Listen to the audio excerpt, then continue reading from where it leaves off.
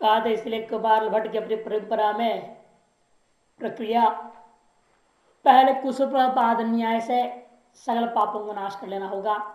जितना भी है अपना स्टोर में पहले खाली करो।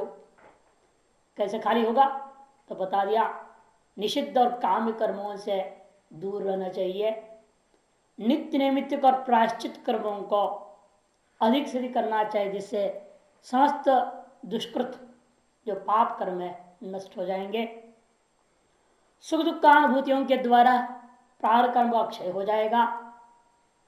तो ऐसा व्यक्ति जो ब्रह्मचर्य से युक्त हो, शमदमादि साधन से संपन्न हो, आत्मीमांसा वेदांत प्रकार करता हो, उसको नित्य आनंद को प्रकाश करने वाली मुक्ति सद्य ही प्राप्त हो जाता है। ये सिद्ध हो गया।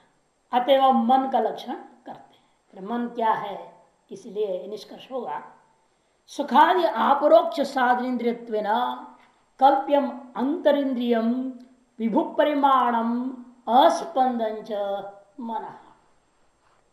मन सुखादि अपरोक्ष के साधन भूता इंद्रियत्व रूपेण हम कल्पना करते हैं अर्थापत्ति प्रमाण के आधार पर, और वह अंतरिंद्रिय है, बाह्य इंद्रियों में से नहीं है, वह अंतरिंद्रिय है।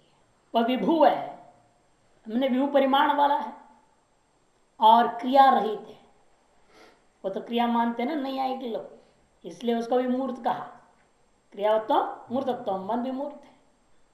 मनोजवम आर्दलेयम, मन के सदृश वेग से चलने वाला हनुमान जी, मन में वेग माना है, इसलिए तभी तो वो श्लोक बन रहा है। मनोजवम भारत तुल्य वेगम जितेन्द्रियम बुद्धिमताम वरिष्ठम वातात्मजम वानरयूत मुख्यम श्री रामदूतम शरसा नमामि।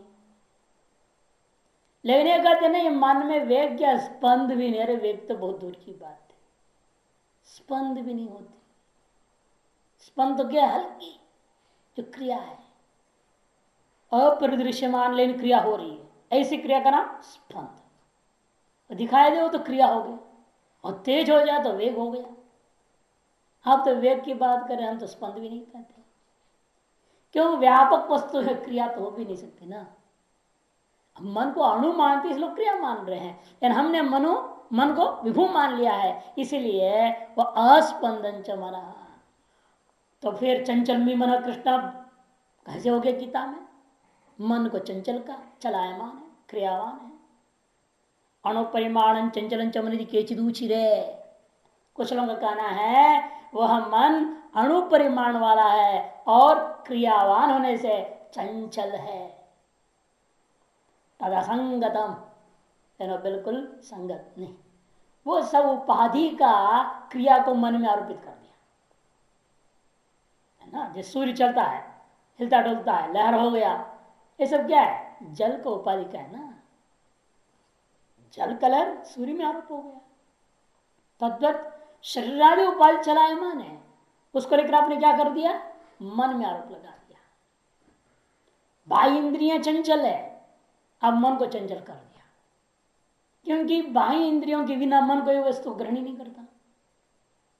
आंतरिक वस्तु को छोड़ के बाह्य किसी वस्तु के प्रति मन बिना बाह्य इंद्रियों का ग्रहण नहीं कर सकता है। और बाह्य इंद्रियों के प्रति, बाह्य इंद्रियां क्या करती हैं, अपने विषयों के प्रति रूप देख रहा है, एक रूप को देख रहा देख ही रहा है, ऐसा तो होता ही नहीं। सेकंड सेकंड में घूमते रहता है ना। आंख चंचल है, मन थोड़ी चंचल है। कान चंचल है, मन तो चंचल नहीं, ऐसे इनका मानना है। इसे तदसंगत मनोविभो स्पर्श अनर्द्रव्यत्वात्, जो स्पर्श और गुण के योग्य नहीं है, ऐसा द्रव्य होने से यह भी आकाश आत्मा आदि के समान यह भी विभू है। जो स्पर्श योग्य द्रव्य है वो विशिष्ट परिमाण वाला होगा, मध्यम परिमाण अनुपरिमाण वाले हो जाएंगे। लेकिन जो स्पर्श योग्य नहीं है वो कैसा होता है, विभू होता है। अथवा दूसरा है तो अनारभ्य आरंभ द्रव्यत्वाद्वा, अथवा एक ऐसा अंत्यावयवी भी है, अतएव इसको मानना पड़ेगा, क्योंकि इसके द्वारा आरभ्य कोई द्रव्य दूसरा नहीं है। उन्हें कार्यात्मक द्रव्य का अभाव वाला है ये। आरभ्य माने कार्यात्मक द्रव्य, उसका आरंभक द्रव्यत्व न, अनारभ्य ना इसलिए अन का दिया न। आरभ्य आरंभकत्व किसमें है? मृतिका आदि में। अनारभ्य आरंभकत्व घट में भी है। घट में क्या है? अंत्यावयी भी है ना, अतएव उससे कोई दूसरा द्रव्य बनेगा? नहीं बनेगा। इसलिए आरभ्य हो गया कार्यांतर नवीन द्रव्य, उसका आरंभक नहीं होना, उसको कहते हैं अनारभ्य आरंभकत्व। पहले आरभ्य आरंभकत्व बना लेना, उसके बाद नए समास कर सकते। न आरभ्य आरंभकत्व अनारभ्य आरंभकत्व। ज्ञान असमय कारण संयोग आधार, अथवा ज्ञान के असमय कारण जो संयोग है उसका आधार होने से, ज्ञान का असमय कारणभूता जो संयोग है उसका आधार होने से मन को भी वो मानना चाहिए। तीन हेतुओं से उसने तीन अनुमान एक तरह से बना दिया। इत्यादि अनुमान महत्व सिद्ध है, इत्यादि अनुमानों के द्वारा महत्व की सिद्धि होती है, ऐसा मीमांसकों का कहना है। लेकिन तीनों अनुमानों का खंडन किए नहीं आए कौन है? फिर उसका जवाब ये देंगे, सिद्धि विभुत्वे च आकाश स्पंदात्मकत्व न पृथक साध्यम। और जो वो जो मन है उसमें जो है अस्पंदात्मक है, क्रिया रहित है, इस बात को एक अलग अनुमान से सिद्ध करने की जरूरत नहीं है। विभुत्व सिद्धि से स्वतः भी सिद्ध हो गया। से मन अस्पंदात्मकम विभुत्वात् आकाश, चाहे बना लो आप अनुमान। इस तरह से विभुत्व सिद्ध होने मात्र से आकाश के समान मन में अक्रियावत्व भी सिद्ध हो गया, उसको पृथक सिद्ध करने की जरूरत नहीं है। न पृथक साध्यम ननु धर्मिक ग्राहक प्रमाण पायितानी अनुमानानी। ना, ये जो तीनों अनुमान आपने दिया, इस तीनों अनुमान में धर्मी कौन है? मन। कैसा धर्म है? धर्मी है वो विभुत्व विशिष्ट मन। ये सिद्ध ही नहीं हो सकता, इसके बाद हमारे पास अनेक अनुमान है। धर्मी धर्म विशिष्ट, धर्म क्या है? विभुत्व, उसे विशिष्ट कौन है? मन। विभुत्व विशिष्ट मन को आपने प्रतिज्ञा कर दिया, वाक्य बना लिया, यह प्रतिज्ञा वाक्य ही बाधित हो जाता है। यह प्रतिज्ञा आभास साबित हम कर देंगे। इसका धर्मी ग्राहक का जो आपका प्रमाण है उसके बाधक हमारे पास विद्यमान है। बाधितानी अनुमानानी, उस प्रमाण के द्वारा बाधित है आपके अनुमान। तथा इसे तीसरे को उठाएगा सीधा ये, हम इसलिए पहला और दूसरे को टीका में देखेंगे। युगपत ज्ञानपत्ति से, युगपत ज्ञान होता नहीं। यदि मन विभु है तो युगपत ज्ञान होना चाहिए। युगपत ज्ञान उत्पन्न होता नहीं। हाथ पे चोट लगा, इधर लगा, उधर का उधर, अलग अलग जगह का एक क्रम से वो मन ग्रहण कर पाता है।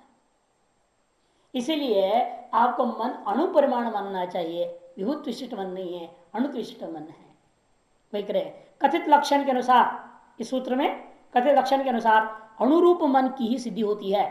अन्यथा शरीर व्यापी मन के द्वारा सिर से पैर तक की घटनाओं का युगपत ज्ञान होना चाहिए, किंतु ऐसा नहीं होता है। अतः विभुत्व साधक अनुमान का धर्मी पक्ष जब अणु है तब उस विभुत्व का अनुमान क्यों कर हो सकेगा? अतः तो नहीं हो सकेगा। दूसरा, आत्मगत ज्ञानादि विशेष गुणों के असमय कारणीभूत संयोग की आश्रयता अपने आश्रय जिस मन की सिद्धि करती है वह एक संयोगी द्रव्य के रूप में ही माना जा सकता है। आत्मगत ज्ञान असमय कारण संयोग आधारत्व, तो उसको हित को ले रहे हैं। ज्ञान असमय कारण संयोग आधारत्व, उसको यहां ले रहे हैं। आत्मगत जो ज्ञानादि विशेष गुण है उसके असमय कारणभूता कौन है? संयोग। उसका जो आश्रय रूपेण आप जो सिद्ध करने जा रहे हो उसकी आश्रयता अपने आश्रयभूत गुणों के आश्रयभूत जिस मन की सिद्धि करती है वह इतना ही सिद्ध कर रहा है, संयोगी द्रव्य होना चाहिए। इसका अर्थ ही निकलता है कोई ना कोई संयोगी होगा। वो विभू हो गए, कहां से सिद्ध हो जाएगी? सेतु से। संयोग का आधार क्या होगा? संयोगी होगा। कोई जरूरी कि संयोग का आधार हमेशा विभू हो? इसे कहता है इस अनुमान से, उस हेतु के द्वारा आप इतना ही सिद्ध कर पाओगे मन कोई संयोगी द्रव्य है, विभू है, सिद्ध नहीं हो पाएगा। आत्मा के साथ संयोग अब विचार करना पड़ेगा, वो संयोगी द्रव्य क्या होगा, कैसा होगा वो, तब विचार करेंगे। आत्मा के साथ संयोग किसी विभू या मध्यम परिमाण के द्रव्य का संभव नहीं है। आत्मा का किसी दूसरे विभू द्रव्य के साथ संयोग संभव नहीं है, या किसी मध्यम परिमाण के द्रव्य के साथ संयोग संभव नहीं है। अन्यथा क्यों संभव नहीं है? क्योंकि मध्यम परिमाण कौन है? शरीर। और विभु परिमाण आकाश काल दिग्ग, इनका संयोग हम नहीं मान सकते। इस यथार्थ संयोग का आधार इनसे भिन्न कोई होगा, है ना। इसे जितने हमारे पास द्रव्य उनको निषेध करना पड़ेगा। पहले कितने द्रव्य हमारे पास? विभू वाले आकाश काल दिग्ग है। ये इस संयोग का आधार नहीं होगा, क्योंकि इस संयोग का आधार होने के लिए दूसरा संयोग कहाँ होना चाहिए? आत्मा में। कि ज्ञान के असमय का संयोग कहाँ रहेगा? एक तरफ आत्मा में रहेगा, दूसरी तरफ कहाँ हम निर्णय लेने जा रहे हैं? मन, उसके स्वरूप में निर्णय करने जा रहे हैं। वह जो विभू नहीं हो सकता है। नहीं तो फिर उस हम कहीं संयोग का आधारित विभू होता, आकाश आदि में अंतर्भाव करता, फिर विभुओं का संयोग मानोगे तो मध्यम ब्रह्मांड मानोगे तो शरीर मानना पड़ेगा। और शरीर का संयोग मानने पर क्या होगा? अन्यथा सुषुप्ति में ज्ञानादि की प्रसक्ति हो जाएगी। सुषुप्ति में शरीर है ना, आता भी है, इनका संयोग भी रहेगा, तो फिर अविज्ञान होना चाहिए। असल मध्यम परिमाण नहीं हो नहीं सकता, विभू परिमाण नहीं हो सकता, किंतु बचा क्या? अणुपरिमाण वाला मानना पड़ेगा उस मन को। परिशेषतः अणु मन के संयोग को असमय कारण मानना होगा। अणुमन अणु परिमाण वाला मन के संयोग को ही असमय कारण मानना होगा। अब वापस मूल में दो हेतु का खंडन हो गया। अब एक तीसरा जो हेतु रह गया उसको उठाएंगे। विभुनो मनसो अनुपहितत्व गगनादिवत इंद्रियत्व योगाद उपाधि वक्तव्य। अलग ढंग से तथा ऐसा समझाएगा उस हेतु को, सीधे खंडन नहीं कर रहे, पहले विचार उठा रहे हैं। ये देखो आप मन को विभू मानना चाहोगे तो, मन को विभू मानना चाहते हो तो आपको बताना पड़ेगा उसमें इंद्रिय तो कैसे आएगा। जैसे आकाश विभू है ना, फिर भी आकाश की इंद्रिय आप मानते हो, किस आधार पर माना? कर्ण शस्कुल रूपी उपाधि, उपाधि के बिना विभू वस्तु में इंद्रिय तो आया क्या? आकाश रूपी विभू वस्तु में कर्ण शस्कुल रूपी उपाधि को हटा दोगे तो श्रोत इंद्रिय तो नहीं रह जाएगा। इसे मन को यदि विभू मानते हो, इसका भी कोई ना कोई उपाधि बनाना बताओ बनाओ या बताओ कौन सा है? वही करे विभुनो मनसो अनुपहितत्व, उपाधि रही थे तो गगनादि के समान इंद्रियत्व उसके अंदर अयोगात, इंद्रियत्व नहीं हो सकेगा। इसलिए उपाधि वक्तव्य, उपाधि बताना होगा। तत्र जब ये निर्णय हुआ उपाधि बताना ही चाहिए, तो उपाधि श्रोत्रादि नाम मनसा शरीर दोष उपाधित्व न पपदते, तो विचार होगा उपाधि कौन होगा। ये श्रोत इंद्रिय के प्रति हमने क्या करा? इस शरीर का एक देश जो कर्ण शस्कुली, इसको उपाधि माना है। उसी प्रकार से मन के लिए इस शरीर में कोई और देश ढूंढो जो उसको उपाधि बना दी जाए। हृदय को उपाधि बना लिया जाए, हाथ को बना दिया जाए, यहां मन रहता है, कोई ना कोई उपाधि बनाना पड़ेगा ना। तब यदि शरीर के एक देश को उपाधि बनाओगे, कोई भी एक देश को उपाधि बनाओगे तो समस्या क्या होगी वो बता रहा है। शरीर का देश उपाधित्व न उपपद्यते, वो युक्त नहीं बन पाएगा। क्यों? तद अवयव निरोध है, मनोनिरोध प्रसंगा।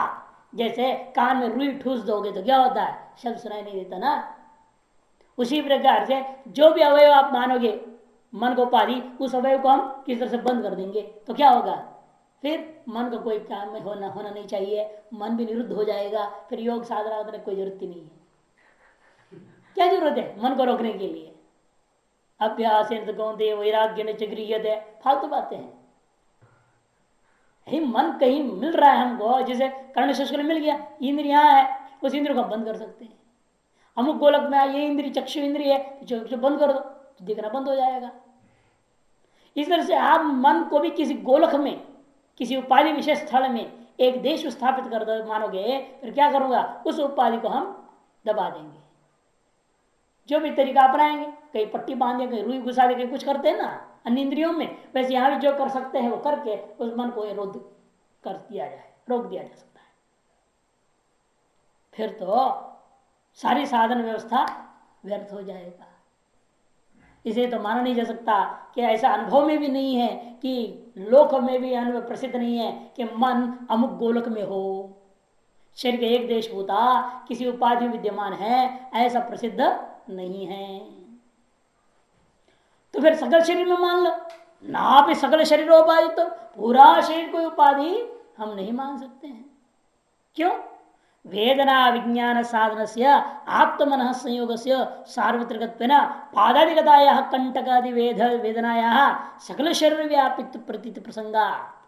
समस्या क्या होगी? तो वेदना विज्ञान साधन से जो दर्द हो रहा है, वेदना में दर्द, उस दर्द का जो ज्ञान है, वो जो ज्ञान का साधन कौन है? मन। वो पूरा शरीर में है। आत्मा भी व्यापक होने से पूरा शरीर में है, और आत्मा संयोग से क्या रहा? पूरे शरीर में रहेगा। दर्द एक जगह हो रहा हो, लेकिन दर्द अब पूरे शरीर में व्याप्त होकर अनुभव होना चाहिए। मुश्किल हो जाएगा फिर। कभी कभी गरम गरम खाते हैं, जीवा जल जाए तो पूरा शरीर जलने लग जाएगा, पूरा शरीर जलेगा। पसीना होना तो होता ही है, जलना चाहिए। जलता है क्या? क्यों जीवा जलता है ना।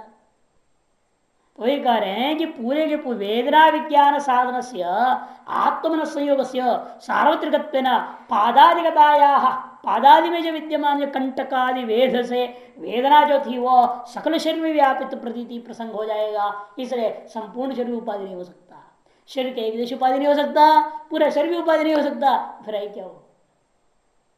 सिद्ध हो गया, अणु ही मानना पड़ेगा। वैसे अणुत्व आश्रय नहीं तो, और अणुत्व का आचरण करोगे तो समस्या नहीं रहेगी। ये सब तत्त देह अवयवगत आत्म संयोग विशेष वशात उपदित वेदनाया तत्धिकरण प्रतीति मनोग्रह कमयो प्रमाणम अणुत्वी गृहणाती सिद्ध धर्मिग्रह का प्रमाण बाधा। इसलिए जो है तत्त देश के देह का अवयवगत आत्मन संयोग का विशेष, क्यों मन वहां आएगा ना, आत्मा वाले व्यापक है। व्यापक आत्मा में इस शरीर का पैर नाम का अंश भी विद्यमान है व्यापक आत्मा में, लेकिन वह मन आया नहीं ना अभी। अणु परिमाण मानने से लाभ होगा, भले आत्मा का शरीर के साथ पादावय के साथ संयोग है जहां कंटक है, लेकिन दर्द ज्ञान कब तक नहीं होगा? जब तक वहां मन नहीं पहुंचेगा। मन वहां पहुंच जाएगा, दर्द का भान हो जाएगा। इसलिए डॉक्टर लोग क्या करते हैं आजकल, तो पहले जमाने में होता था पूरा शरीर को सुन्न कर देता, आज को सुन्न बड़ा हुआ रहता, और कोई ऑपरेशन करना है तो। अब ऐसे नहीं है। कहाँ ऑपरेशन करना है? उतने जगह उसके आसपास क्षेत्र को इंजेक्शन दे करके सुन्न कर देते हैं। बाकी आप देखते रहो, कोई दिक्कत नहीं, आपको पता ही नहीं चलेगा। दर्द नाम की चीज कुछ नहीं, काट रहे छाट रहे, आप देख रहे हैं। क्यों? यहाँ से वो बेहोश कर देंगे वो। अब यहां से बेहोश कर दिया, इधर ऑपरेशन कर रहे हैं, कहीं भी पेट फाड़ रहे हैं, आप देखते रहते, पेट फाड़ रहा है, निकाल रहा है, सब कर रहा है। अब कोई समस्या नहीं है, दर्द का भानी नहीं, क्यों? मन वहां जा नहीं सकता, क्यों? सुन कर दिया गया है, वहां जाने से मन को रोक दिया गया। तो इस तरह से कहते हैं कि देह के अवयवगत आत्मन संयोग विशेष के वजह से यह बात उत्पन्न हो जाएगा कि वेदना तत्त अधिकरण प्रती, वेदना और तद अधिकरण की प्रती हो जाएगी। ये मनोग्राह जो प्रमाण था उसी से क्या सिद्ध हो गया? अणुत्व सिद्ध हो गया। जिन प्रमाणों से विभूषित कर रहे हैं उन्हीं अनुमानों से अणुत्व सिद्ध हो रहा है, उनमें विभुत्व सिद्ध नहीं होता। अत्र वदामः, इसके जवाब में कहते हैं, देखो पहले नीचे पढ़ लो, इसलिए पहले दोनों को। पहले वाला क्या था? युगपत ज्ञान की अनुपत्ति को मन का लिंग नहीं मान सकते। क्यों? क्योंकि जैसे विभु आकाश को श्रोत्र मान लेने पर भी शब्दों की उपद ग्रहण प्रसक्ति उपाधि को लेकर हटाई जाती है। शब्दों की युगपद ग्रहण प्रसक्ति नहीं हो सकती। क्यों? वहां हमने उपाधि मान लिया। क्या उपाधि? कर्ण शस्कुली। तद्वत वैसे ही विभु मन की भी युगपद ज्ञान की अनुपत्ति का समर्थन उपाधि को लेकर हो सकता है, किया जा सकता है। तथा शतावधान व्यक्ति को एक काल में अनेक ज्ञान होते हैं, जिससे मन की युगता ही सिद्ध होती है। दक्षिण भारत में कोई भी पंडित हो, सबको शतावधानी टाइटल दी जाती है। शतावधानी है ये। शतावधानी का मतलब क्या? युगपत अनेक पंडितों के द्वारा दिया जा रहा है जो शास्त्रार्थ में संशय या दोष सबको ग्रहण करने की क्षमता होनी चाहिए। टाइटल देते हैं, किसके पास इतना दम है? चार आदमी बोलने लग जाए, क्या बोला तुम, क्या बोला तुम, क्या बोला, बोलते रहेंगे। 100 आदमी बोलेगा और सब सुन के जवाब दे देगा, ऐसे कहाँ शतावधानी? टाइटल तो सब दुनिया पर दे रहे हैं आजकल। वेदांत विभूषण, वेदांत केसरी, वेदांत मार्तंड, है क्या क्या दे देते दुनिया में। अभी एक बेंगलोर में एक सुब्राय शर्मा करके हैं, सुब्राय शर्मा जो वेदांत के बड़े नरसिंहपुर का बहुत प्रसिद्ध सरस्वती उस परंपरा के हैं। उनको इतनी टाइटल है, एक बार वो मैगजीन में छपा, उनको आज तक कितना टाइटल दिया गया है, प्रशस्तियां दी गई है, 4 पन्ना पूरा मैगजीन में। मंगे शंकर भास्कर आता ना मैगजीन, उसके 4 पन्ना भर गया, बाद में उसका नाम है। उतनी टाइटल कोई कल्पना नहीं कर सकता, ऐसी ऐसी शब्दावली, पंचानन कानन पता नहीं क्या क्या नाम लंबा छोड़ा पटांग शब्दावली देते रहते। आजकल तो लोगों को क्या है, वो गुण है या नहीं, क्योंकि लोगों को शब्दार्थ तो मालूम नहीं, प्रसिद्धि है हई की जमाने से बड़े विद्वान को ऐसे नाम से पुकारते थे, हम भी हमारे जो गुरु जी को उस नाम से पुकारेंगे। भाई गुरु में गुण है या नहीं देखते हैं।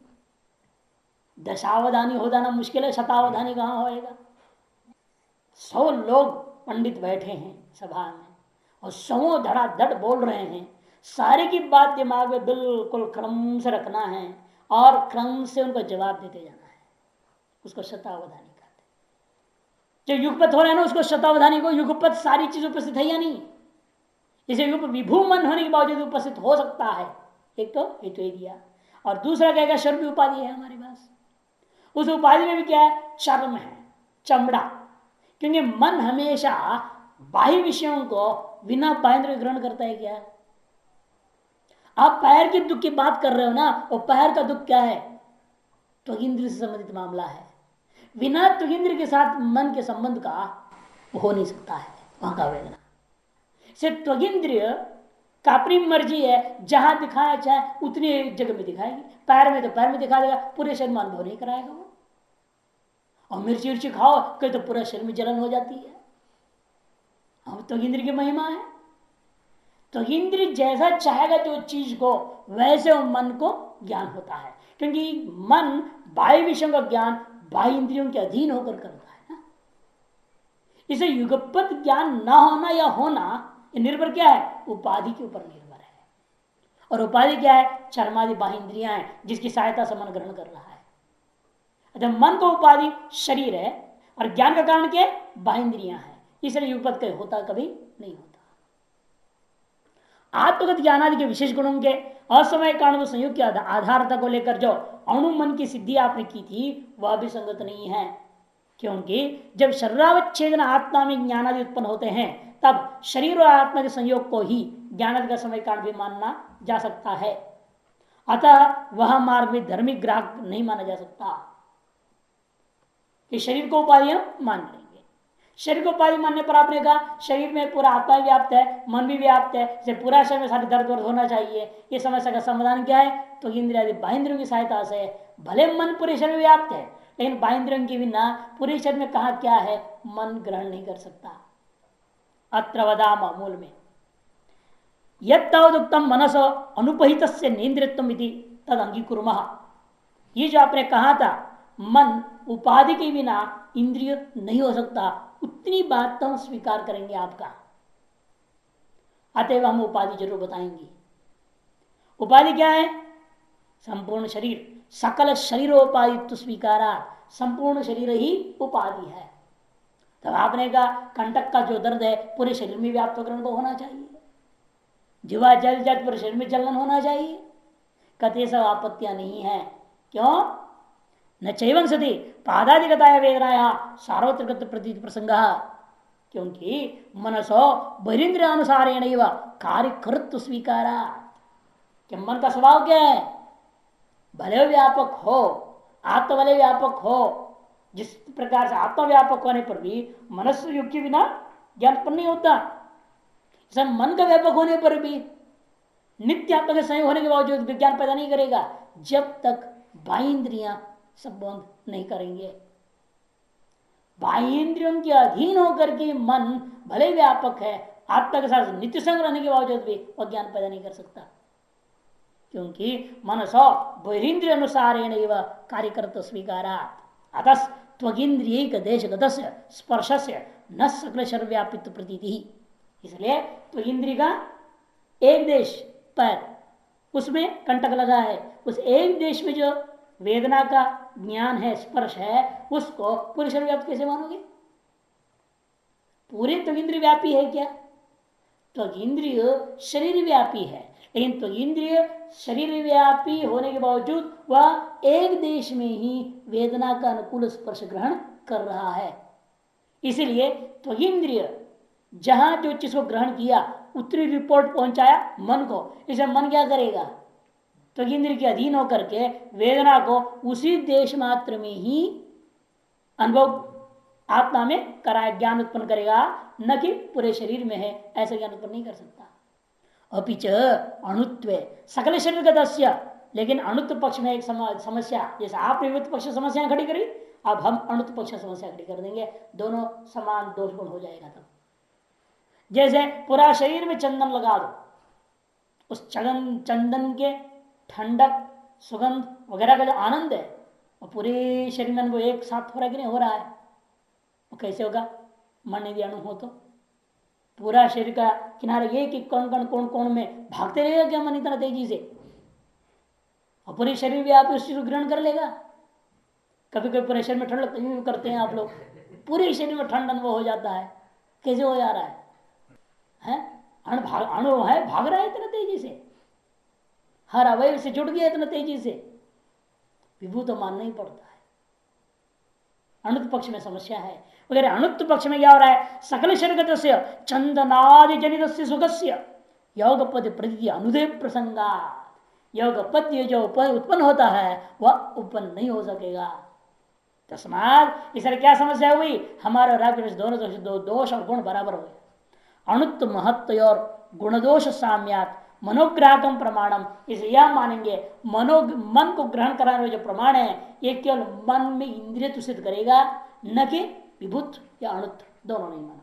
छुट्टी पर प्रमाणम मनोमात्रमेव गृहणादि, मनोमात्र ग्रहण कराता है। धर्मी ग्राहक जितने प्रमाण है वो मन को ग्रहण कराते हैं, परिमाण को ग्रहण नहीं कराते हैं।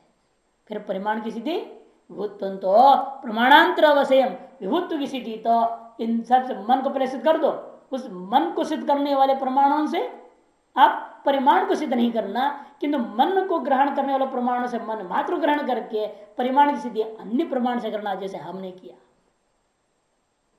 हमने अलग कर दिया, पहले मन को अलग सिद्ध कर दी, फिर मनो विभो कर दिया। उसी प्रकार आपको मैं मनो अणु ऐसे पृथक बनानी पड़ेगी। तो मन को ग्रहण कराने वाले प्रमाणों से अणुत्व को युक्ति सिद्ध करना आप चाहते हो, वो ठीक नहीं। न हम मन को ग्रहण कराने वाले प्रमाणों से विभुत सिद्ध करेंगे, न आप मन को ग्रहण कराने वाले प्रमाणों से अणुत्व सिद्ध करेंगे, किंतु आप पृथक प्रमाणों को प्रस्तुत कीजिए तो हमारे द्वारा प्रस्तुत है, आपके द्वारा प्रस्तुत नहीं है। न च संयोग से अन्यतर कर्मजत्वादि नियम दर्शना। अब जो तीसरा हेतु था ना, आत्मन संयोग असमय कारणाधारत्वात्, कहते संयोग का आधार आप मान रहे हो ना, और संयोग तो क्रियाजन्य है। क्योंकि संयोग कैसे होता है? अन्यतर कर्मज, उभयतर कर्मज या संयोग है। संयोग तीन प्रकार का संयोग माना हम लोगों ने। दो संयोगी द्रव्यों का बीच में एक में क्रिया होनी चाहिए, या दोनों में क्रिया होना चाहिए, या दोनों में उत्पन्न पूर्व उत्पन्न संयोग से एक नया संयोग उत्पन्न होना चाहिए। ये तीन प्रक्रिया है। दृष्टांत क्या था? शेन शैल संयोग है, पहाड़ तो चलता नहीं है, इन पक्षी आके वहां संयोग कर लिया, अन्य तरह कर्मज हो गया। एक दो में से पहाड़ और पक्षी में से पक्षी मात्र में क्रिया हुई। मेष और संयोग, दो मेष आके टकराते हैं, दो सांड आग से आपस में टकराते हैं, ये क्या है? उभयतर कर्म संयोग है। हस्त तरु संयोग हुआ है, उसी से क्या हुआ? शरीर तरु संयोग भी मान लिया, ये संयोग हो गया। तो सभी में क्रिया तो जरूर है ना, क्योंकि हस्तरु संयोग कैसे हुआ था? क्रिया से। उस क्रियाजन्य हस्तरु संयोग ने क्या किया? शरीर तरु संयोग को पैदा किया है, ये भी क्रियाजन्य तो ही है। और ये मन का भी आप संयोग आत्मा के साथ मान रहे हो ज्ञान उत्पत्ति के लिए, और उस संयोग को असमय कारण मानना चाह रहे हो, तो मन में क्रिया माननी पड़ेगी, कि आत्मा में तो क्रिया नहीं है, अन्य तरह कर्मज मानना पड़ेगा, है ना। उभय कर्मज तो हो नहीं सकता, आत्मा का विभू है और उसको सभी ने मान लिया क्रिया नहीं होती है, कहते हैं मन में सभी क्रिया मानते हैं, आपको मन में क्रिया मानना पड़ेगा। वे कहता है संयोग अन्यतर कर्मजत्वादि नियम दर्शनात्, अन्यतर कर्मजत, उभयतर कर्मजत्व, संगजत संगजत्व, तीन है ना, इसलिए आदि नियम दर्शनात् विभुत्वेन अकर्मणो आत्मनस परस्पर संयोग असंभवात असंभवात, क्योंकि जो है विभू होने के कारण से और कर्म रहित होने के कारण से आत्मा और मन का परस्पर संयोग ही असंभव हो गया। आत्मन संयोग जन्य ज्ञान से अनुदय प्रसंगा, इसे आत्मन संयोग जन्य ज्ञान भी उत्पन्न नहीं हो पाएगा। इति न च वाच्यम, ऐसा नहीं कहना यह कोई नियम नहीं है, दो विभू द्रव्य में संयोग नहीं होता, ऐसा मत कहो। विभू द्रव्य में संयोग होता है। उभयोर विभुत्व सुतराम इतरेतर संयोग उपत्य है, दोनों विभू होने से अनायास ही दोनों का संयोग सर्वत्र सिद्ध हो जाएगा। और विभू नाम परस्पर संयोग कर्म जेति न वयम संज्ञामय, और विभू में परस्पर संयोग कर्मज होता है ये हम कभी नहीं मानते और कोई नहीं मानता। किंतु तत्संयोग से अजन्यता, क्योंकि वह संयोग अजन्य है, अर्थात नित्य संयोग हम मानते हैं। और नित्य संयोग होने पर क्या आपत्ति हो बाद में उठाओ, लेकिन पहले कहते हैं नच विभू नाम परस्पर संबंध से क्वचित अनुपलक्ष्य मानत्वात् विभुनोरपि आत्मना सह परस्पर संबंध अनुमानम विशेष वृद्धम इति न च वाच्यम। विभू द्रव्यों का परस्पर संबंध कहीं भी लक्षित भी नहीं हो रहा है, दिखाई देना तो दूर की बात, अनुमान करना दूर की बात, उपलक्षित भी नहीं होता। अनुपलक्ष्य मानत्वात् विभू द्रव्यों का भूता आत्मा और मन का परस्पर संबंध है, ऐसे करने वाला जो आपका अनुमान है वह विशेष विरुद्ध नामक दोष से ग्रस्त हो गया। इतने चवाच्यम, क्योंकि विभू नाम अपनी दिक आकाश आदि नाम, देखो आप व्यवहार करते ना, ये पूर्व आकाश है, ये पश्चिम आकाश है, कैसे सा हो गया? क्यों? पूर्व पश्चिम क्या चीज है? दिशा। और आकाश क्या चीज है? आकाश। दोनों भी पदार्थ है या नहीं? उनका संयोग मान के बोल रहे नहीं पूर्व आकाश है। यदि आकाश का पूर्व दिक के साथ संयोग ना हो तो पूर्व देशावच्छिन्न आकाश कैसे कर दिया आपने? आप मान रहे इसका मतलब दिशा का आकाश के साथ संयोग, तो दिशा और आकाश का संयोग कैसे हो गया? फिर दोनों विभू है ना। क्या उन कहीं कोई किसी में कर्म उत्पन्न हुआ? दिशा में कर्म हुआ क्या?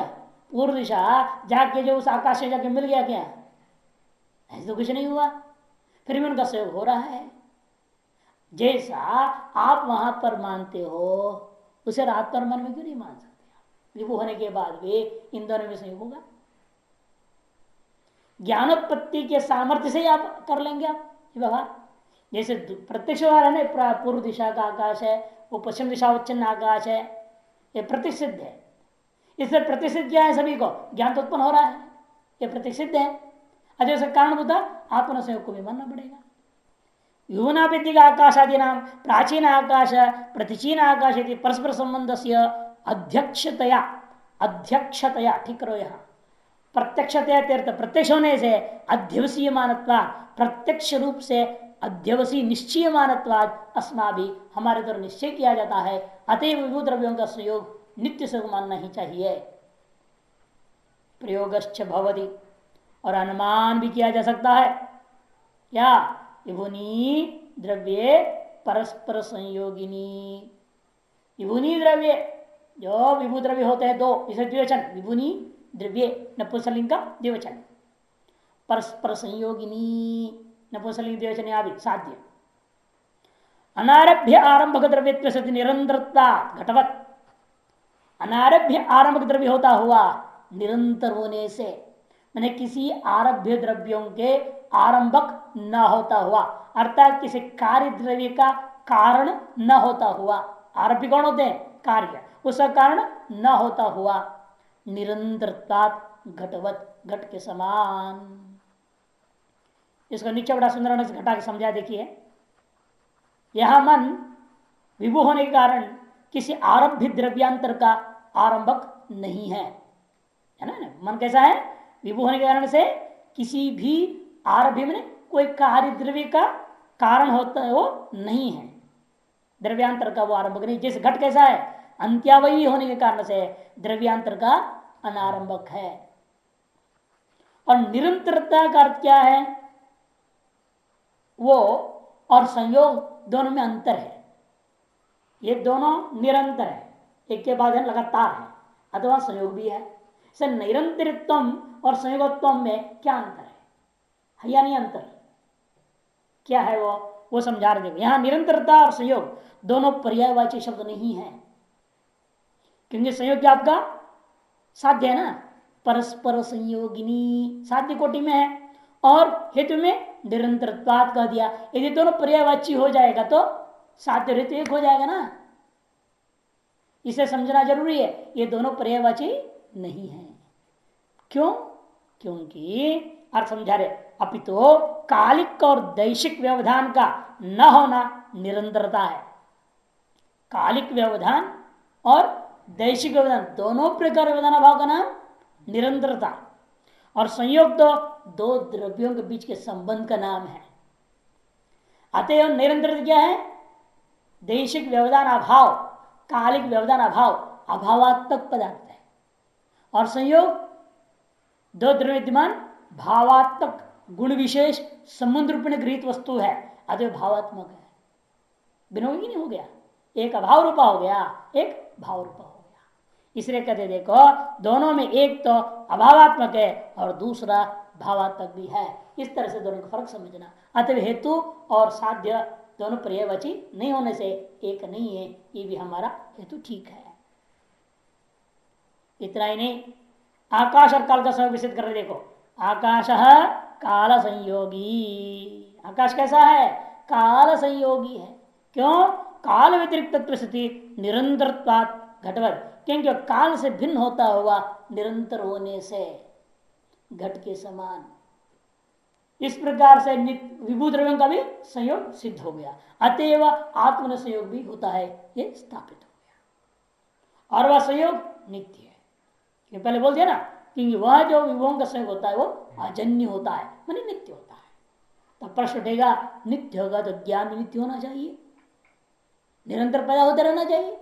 कहते नहीं, उसमें पहले हेतु दे चुके हैं कि मन आत्मा में ज्ञान कब पैदा करता है? जब बहिर्इंद्रिय को विषय लाके पहुंचा दे जाते हैं तो, अन्यथा नहीं। या निद्रा आदि दोष हो जिसकी वजह से संस्कार जग जाए, और संस्कार से प्रेरित होकर मन आत्मा में स्वप्न आदि ज्ञान को पैदा करेगा। मन कोई न कोई पूर्व में क्या, मन को आत्मा में ज्ञान भले संयोग बना हुआ है, लेकिन वो किसी ने विषय का ज्ञान तब पैदा करेगा जब कोई ना कोई चीज वहां पहुंचेगा, मन का पीछा लगेगा, ए मन चल ये चीज ले उधर जा, आत्मा में ज्ञान पैदा कर। कोई मन का प्रेरक जरूरी है, वह चाहे बाह्य इंद्रियां हो, चाहे अंदर के संस्कार हो, चाहे कोई चीज हो, चाहे आपका प्रारब्ध कर्म हो, अदृष्ट जो आत्मा में है वही मन को प्रेरित कर दिया, वो स्वप्न पैदा कर दिया उसने। आत्मा में रहता है ना संस्कार, धर्माधर्म आपके संस्कार कहाँ है? आत्मा में है। आत्मा का विशेष गुण है धर्माधर्म, वो मन को प्रेरित कर देते हैं, तो मन मनोराज्य करना शुरू कर देता है। इसे आंतर विषय ज्ञान के प्रति अंदर विद्यमान जो धर्माधर्म आदि कारण बन जाते हैं, और बाह्य विषय के प्रति इंद्रिया कारण हो जाते हैं। उनके बिना भले मन का संयोग हो तो वह मन में कोई ज्ञान पैदा नहीं होता।